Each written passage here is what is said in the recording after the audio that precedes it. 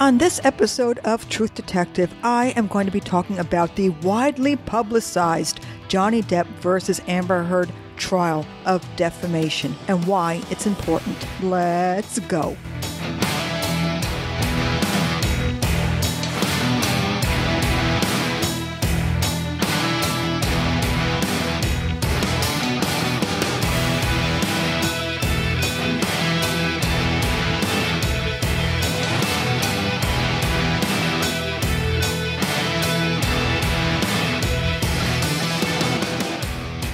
This is Stephanie, and this is Truth Detective. Did you know that I am your very own Truth Detective, bringing you topics about culture, society, our justice system, corruption, U.S. and world news, and so much more? If you are a first-time listener, I want to welcome you to Truth Detective, and I hope that you enjoy this episode. Go to Truth Detective Podcast to get to all of my episodes.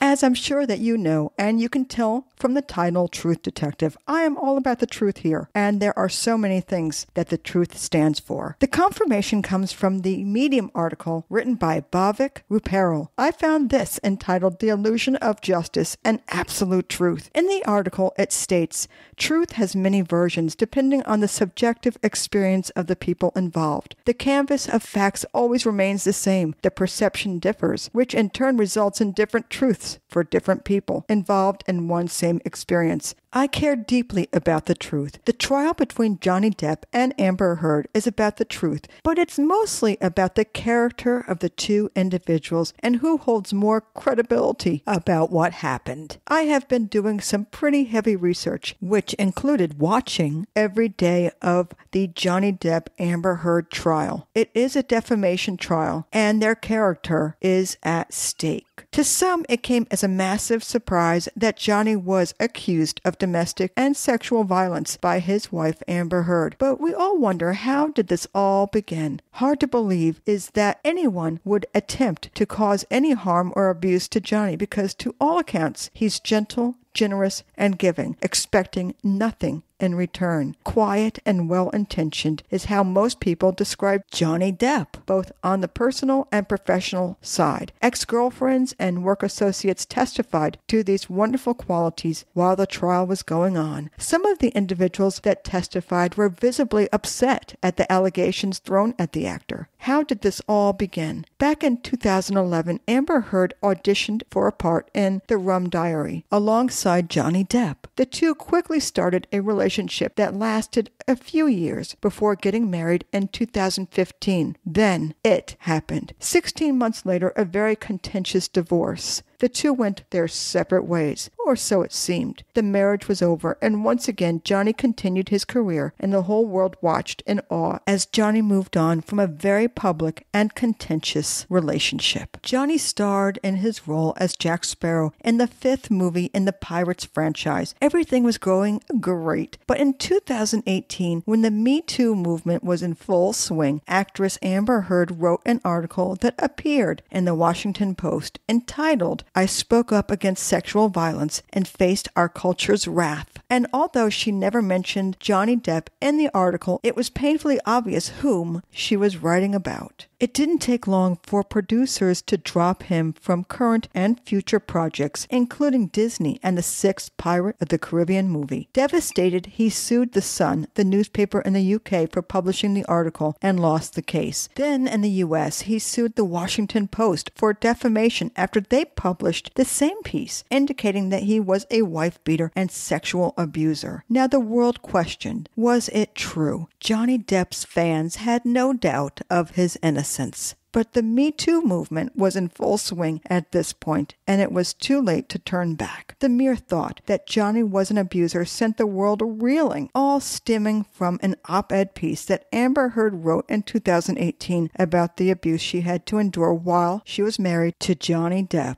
Although not naming Johnny specifically, it was obvious through the timeline of events and descriptions whom Amber was writing about. It was intended to be in support of the Violence Against Women Act. Yes, it was Amber Heard who made definite claims of the abuse. Historically, saying that you are a survivor of domestic violence or sexual violence was what the Me Too movement was all about, and this qualified as protected speech. The defamation suit against Amber Heard, however, makes me wonder if this no longer is a legal assumption of a woman's issue, as we have seen it notoriously being with the Me Too movement. Here, the ambiguity of this case is essentially offering cover for a Me Too backlash. For those who feel that the Me Too movement went too far, siding with Depp over siding with Heard becomes a chance to position their opposition to the movement as principled support for male abuse victims, rather than a reactionary, misogynistic fury. This is, in my opinion, the big mistake the Me Too movement made by not including men as victims of domestic violence. Here is a part of the op-ed that was published in 2018. She says here, "Imagine a powerful man as a ship, like the Titanic. That ship is a huge enterprise. When it strikes an iceberg, there are a lot of people on board desperate to patch up holes, not because they believe in or even care about the ship, but because their fates depend on the enterprise. The question is, as the article includes, will this make survivors reluctant to volunteer at a crisis center, to share their story for a nonprofit campaign, to warn friends about the perpetrator, or ask them to set boundaries with him?" she asked. "I worry survivors will go back to suffering in silence." She explained that her belief in the need for stronger protections for survivors of gender-based violence was personal, writing about the way that coming forward as a survivor of domestic violence had impacted her mental health and professional opportunities. This ruined Johnny's stellar career worldwide as he lost projects and parts, putting an end to everything. Characters he had worked so hard to create, simply by being accused of a horrible act that had not been proven. Johnny found himself guilty until proven innocent. Even this on the interweb was an article that cements the fact he earned $300 million before the defamation and lost roles not only from the Pirates franchise, but more recently from J.K. Rowling's Fantastic Beasts film adaptations. Johnny was replaced by Mads Mikkelsen, a great actor and one that I love. And yes, Mads Mikkelsen is great, and I love him, especially in the Hannibal series that was on NBC until it got canceled. But it's just not the same. It's not Johnny. Thankfully, due to a contract signed by him and Warner Brothers, he was still paid for Fantastic Beasts, the $16 million coming from the production company. The defamation trial was watched on mainstream media, social media, and streaming sites. Lawyers and people worldwide live streaming commentary and opining their beliefs daily and hourly. Even if at first you didn't seem interested, individuals quickly became enthralled with all the nuances, crevices, and retelling of events from both perspectives. Some of it was very difficult to hear and see. Here, listen to the part of Johnny's gripping first day on the stand when he is asked by Camille Vasquez, his lawyer, about what he has lost since the op-ed came out. Mr. Depp, have you ever physically assaulted Miss Heard? Never. Have you ever sexually assaulted Miss Heard? Never. Certainly not. What have you lost as a result of Miss Heard making these allegations against you?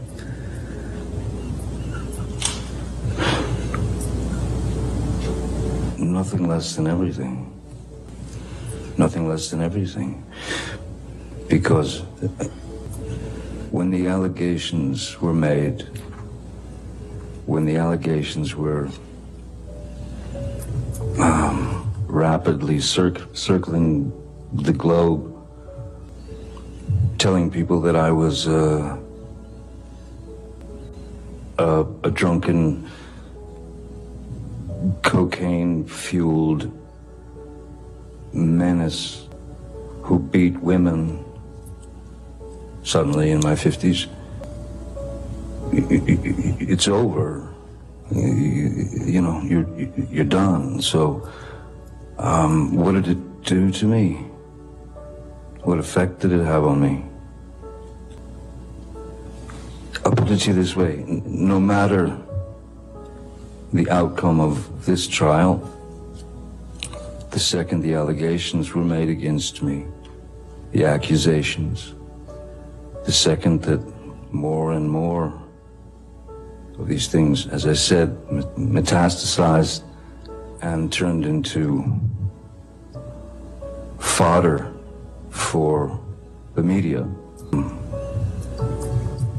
Once that happens, or once that happened, I lost then.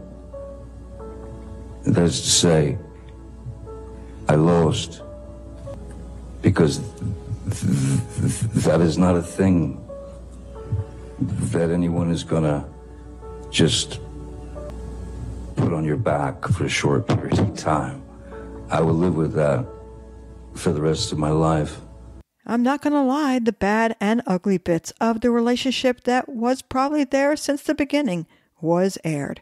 As the trial went on for weeks, I began to gain support for Depp as my unlikability for Heard became more and more. Strikingly, for our post-Me Too world, it looks as though the loudest voices on social media and the internet have overwhelmingly sided with Johnny Depp. And on the Vox website, here it says, "This is a murky, perplexing trial. While it's technically a defamation trial over a newspaper article with Depp suing Heard, at its center is one big conflict. Amber Heard says Johnny Depp abused her. Johnny Depp says Amber Heard abused him. So what's the truth?" In the end, it was appallingly apparent that Amber Heard was lying, and she was the abuser, and the jury came back with a win for Johnny. He won all but one of the claims, one in which his lawyer, Adam Waldman, called the story of Amber's abuse a hoax, but it was overall a victory for Johnny. Amber has said about the trial outcome, "I'm heartbroken that the mountain of evidence still was not enough to stand up to the disproportionate power, influence, and sway of my ex-husband." She said, "I'm even more disappointed with what this verdict means for other women. It is a setback. It sets back the clock to a time when a woman who spoke up and spoke out could be publicly shamed and humiliated. It sets back the idea that violence against women is to be taken seriously." Wait a second. I want to say something about the sentence I just read that was a quote from Amber Heard. Other women. Wait just a second, Amber. There is domestic violence and it goes both ways. This is the truth. Here, Alexandria Roswick says in the article entitled, "The Internet Discourse Surrounding Depp v. Heard has been re-traumatizing victims since day one." Here, the article states, "We must take the testimonies of male survivors seriously, whether a man or woman abuses them. It's disappointing that we needed a celebrity poster boy for male abuse victims to collectively come to this conclusion." Alexandria continues, "In the case of Depp v. Heard, I listened to and believed Johnny." She says, "Of course, it would be dishonest of me to pretend that the popular consensus didn't factor into my support for him. Despite all my efforts to avoid the coverage, my propensity to believe victims combined with the fact that I was constantly inundated with content that favored his position made it too easy for me to pick a side." And I do agree with her. Here is a recorded phone call as Amber tells Johnny that nobody will believe that he was a victim of domestic violence. I'm Johnny Depp. Johnny Depp, man, I'm a victim too of domestic violence. And yes. It's a fair fight. And see how many people believe or side with you. And this is from the Mother Jones website, an article entitled, "And the winner of the Johnny Depp v. Amber Heard trial is men," by Madison Pauly. One man who told NBC News that he'd survived domestic and sexual abuse said that after watching Depp testify that Heard had abused him, he opened up about his own experiences to his friends for the first time. Another male victim said seeing a celebrity of Depp's stature say he was abused made him feel less alone. According to the CDC, nearly 1 in 7 men experiences severe physical violence by an intimate partner during his lifetime. Yet, straight male victims don't recognize their experiences as abuse or aren't aware that agencies that help female survivors will also offer them services. And when they do tell others what they are going through, they're often met with laughter or asked what they did to deserve it. So the overwhelmingly sympathetic public reaction to Depp might open the gates for more sympathy and empathy for male victims. Men who can relate to the story that Johnny Depp is telling might now be more likely to come forward and tell people in their lives what's going on or what happened in a previous relationship. And I think that is so good. And now I must give you some stats at this point. From domesticviolencestatistics.org, an article entitled Men, the Overlooked Victims of Domestic Violence. Here it says, domestic violence is considered one of the most pressing issues in American society.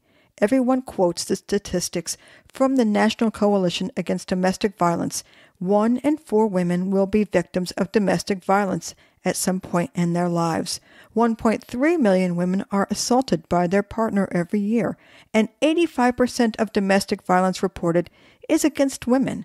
However, in a conflicting survey taken by the CDC in 2010, it was found that 40% of the victims of severe physical domestic violence are men. Despite many findings showing almost equal amounts of abuse perpetrated against men and women, the media and government focus the most on female victims of domestic violence. Why is that? Well, men are largely silent on the issue because of the perception that men are physically stronger and should be able to subdue a female attacker easily. Those men who do report physical violence are more likely to be ridiculed, both by law enforcement and by the public, than women are.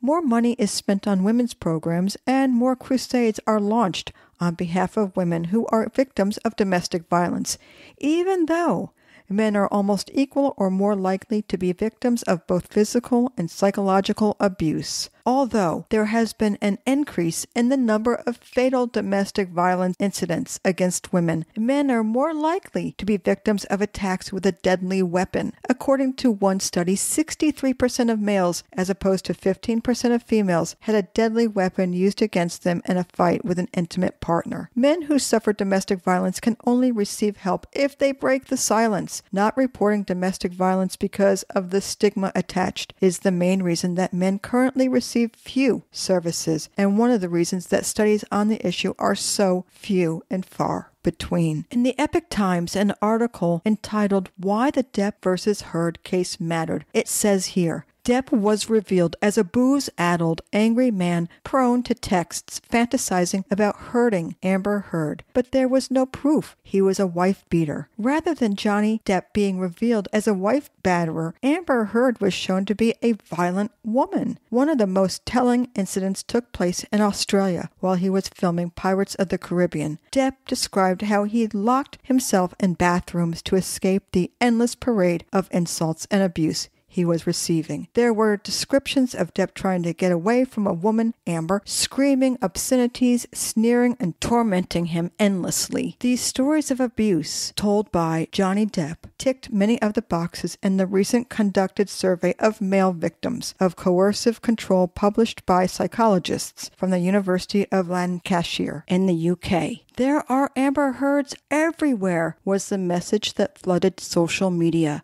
The woman's appalling behavior triggered a shudder of recognition, not just from men who have faced similar abuse from their partners, but from children witnessing their fathers fall victim to their mothers. So Amber Heard's violence matters. She placed herself at risk of injury by slapping, hitting, and throwing things at a man. It is a tribute to Johnny Depp that he never retaliated to the violence. I believe it is because while he was growing up, he was in the environment where his father never ever laid a hand on his mother, even though his mother was abusive to his father. Johnny saw firsthand how it destroyed his family. Recently, the International Coalition working to change domestic violence laws and policies launched a Men Too campaign to ensure male victims of domestic violence are heard, believed, and have equal access to services. That's important too. That's the beginning, a vital first step toward the evidence-based treatment programs that are the only real solution to this vexed social issue. This has been deemed the trial of the decade, and if any of you are old enough to remember, This harkens back to the O.J. Simpson trial, with all eyes watching as it was broadcast worldwide for all to see. After the trial was over, we kept on watching, not the trial, but the aftermath. Amber's lawyer, Elaine Bradahoff, went on and interviewed Tor to tell the world how wrong the jury was, how the jury was, indeed, influenced by social media, even though they were told repeatedly not to watch social media or talk to anyone about the trial. Let me ask you about social media in this case. Unlike any celebrity case, certainly I've ever covered or ever seen, social media was a part of this. And it was incredibly lopsided and vitriolic against Amber Heard. Do you think that had an effect on the case? Absolutely. You think jurors were aware of it? They weren't supposed to be. They're admonished every single day. Don't look at it. Do you think they did see it? How can you not? They went home every night. They have families. The families are on social media. We had a 10-day break in the middle because of the judicial conference. There's no way they couldn't have been influenced by it. And it was horrible. It really, really was lopsided. And I appreciate your saying that. It's like the Roman Colosseum, you know, how they viewed this whole case. I was against cameras in the courtroom, and I went on record with that and had argued against it because of the sensitive nature of this. But it made it a zoo. Amber went on Dateline, where she wanted to speak her piece and get attention and perhaps a bit of sympathy. Once again, condemning the jury for going on the interweb to find new information regarding Amber and Johnny that would influence the outcome of the trial. As Amber has said in a statement after the trial was over, she attributed Johnny's win squarely to being a star with a profile of having movies that brought in a great draw and attraction to the box office. It is believed that the biggest problem Amber has right now is taking responsibility for her nefarious actions. Once an ambassador to some pretty prestigious women's rights movements, recently Amber has had these titles quietly stripped from her. However, not to worry, there is a speculation of a book deal that she will be writing, telling about her experiences with Johnny in full detail. It has been made clear that she cannot pay her legal fees or the $10.350 million settlement that is owed to Johnny. So why not just write a book? And her future as an actor is, of course, in question. Johnny, on the other hand, went on to tour with Jeff Beck in the UK the day after the trial to celebrate his daughter's birthday and his birthday. And here on Popcorn Planet with Andy Signor, we hear Greg Ellis, who was Lieutenant Commander Groves in the Pirates of the Caribbean franchise, singing Happy Birthday to Johnny on June 9th. Happy birthday to Johnny. Happy birthday to Johnny. He's in England on stage performing with Beck somewhere, I don't know, but he's looking bunny. Happy birthday to Johnny Depp. Just had to get that in there because it's his birthday. Yeah, dude. That was awesome. That was I love it, man. That is so cool. It's true. One vital decision from the jury had cleared his name, and just like that, his fans reached out and showed their undying support for the actor. Johnny's artistic talents, such as playing guitar and restarting touring with this group, the Hollywood Vampires, in 2023, are much anticipated, and we all are looking forward to it.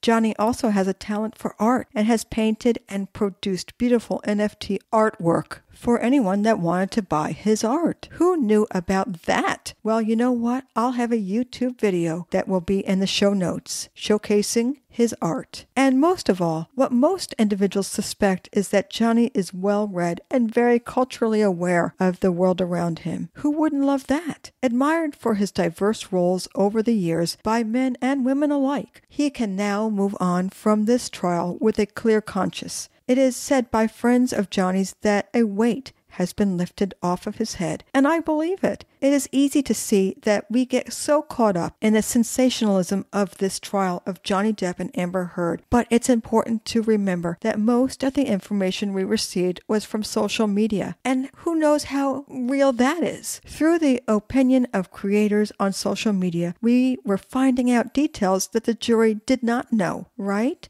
From the digitalcapitalist.com website, one of my favorite websites, I found 33 problems with media, which is how we all watched the trial, as we know. Here are a couple of media-related takeaways from the Johnny Depp and Amber Heard case. One of the hallmarks of a democratic society is a healthy, free-flowing media ecosystem. In times past, that media ecosystem would include various mass media outlets, from newspapers to cable TV networks. But today, the internet and social media platforms have greatly expanded the scope and reach of communications within society. Oh, we all know that. Social media dogpiles had everything to do with this trial. Well, dogpiling is a high volume of messages and are targeted harassments for an infraction or opinion that the group does not agree with, much like that in the case of Amber Heard. There were many angry at her allegations against Johnny Depp. Then there is tabloidization, which enhances the focus on entertainment and the lives of celebrities, and more superficial coverage of current events and lurid coverage of the personal lives of public figures, just like this case. This takes resources and attention away from the more meaningful reporting that was really behind the trial, which is that of domestic abuse. We can't forget that. Infotainment news is optimized to hook viewers by prioritizing the entertainment value style of reporting that is driven in part by competition in the media space. You see that a lot, and you did see that lawyers on YouTube do commentary on the trial and spend hours dissecting the witnesses, and there is plenty of that going on. It's not enough to simply deliver the news. It needs to be more compelling than other options. Having debates and super chats is how vloggers do this, and the competition is fierce. How about good versus evil? We have seen that in this trial, and it is subjective within our own life experiences. What is good and what is evil are the obvious questions. And then there is a false balance of both sidism, while presenting two sides of an issue as if they are equally weighted when there is no corresponding proof to support both sides equally, as in this case. All in all, it is my belief, my personal belief, Stephanie believes that through social media, stories are shared widely by many participants, and the most compelling framing usually wins out. And here's something we saw a lot of in the trial. Video and audio clips shared on social platforms are a prime example of context stripping in action. An often shocking event occurs. You hear it or see it, and it generates a massive amount of discussion. Despite the complete lack of context, we can only assume that what is going on is actually going on. An example might be the audio tapes of Amber and Johnny, with Amber seemingly making jabs with hate-filled, psychologically damaging actions. So how can we fix the problem with social media and mainstream media? Well, with great influence comes great responsibility. There is no easy fix to the issues that plague news and social media platforms. But the first step is identifying these issues and talking about them with everybody. The more media literate we collectively become, the better we all push for accuracy and transparency in the communication channels that bind society together. And that's what we want. We want a society that looks out for other people. The more we talk to people about these important issues, such as domestic violence, the more solutions will become available. What are my call to actions this episode? Well, don't be ashamed to say that you are a victim of domestic or sexual violence. There is some help for male victims of domestic violence. If you are a male, don't feel that you are alone. BatteredMen.com offers sources for men as well as a place for them to tell their stories. A domestic abuse helpline for men and women. 1-888-7-HELP-LINE. Every person that comes forward helps other men and women come forward. All that information will be in the show notes. No matter how serious the subject of my episodes are, I always like to leave my listeners on a happy note, a lighter note. So here are my happy suggestions. First off, I am a fan of Johnny Depp. He has been around for a long time, and so have I. So we've kind of grown up together, and he has so many movies to his credit. Because I've seen many films starring Johnny Depp throughout the years and give all the movie's accolades, here are some of my must-see Johnny Depp movies. These movies are my favorites, available on Netflix or Prime Video, and well worth the watch. Some of you may or may not have heard of these movies, so I encourage you to watch them and let me know what you think. First of all, Edward Scissorhands, 1990. It's really great. It's what kind of started his movie career, so to speak, and I just love this movie. Its quirkiness. Tim Burton directed it, and he's great too. How about Secret Window? Don't tell me you don't know about Secret Window. It's the 2004 Johnny Depp movie that is just wonderful. It's psychological, it's a thriller, and it's a real head game. You'll love it. Secret Window. I also recommend Tusk, a movie that almost nobody has heard of.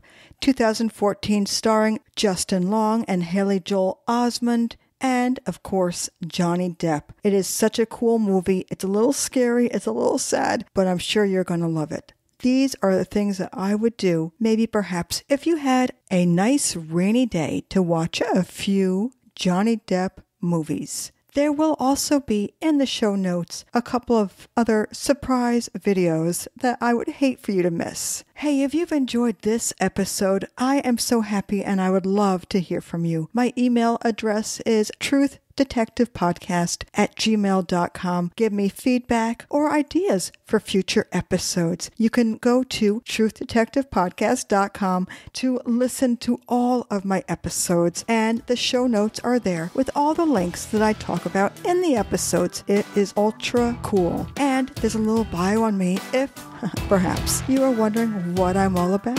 I hope you join me next time on Truth Detective. Okay, bye-bye.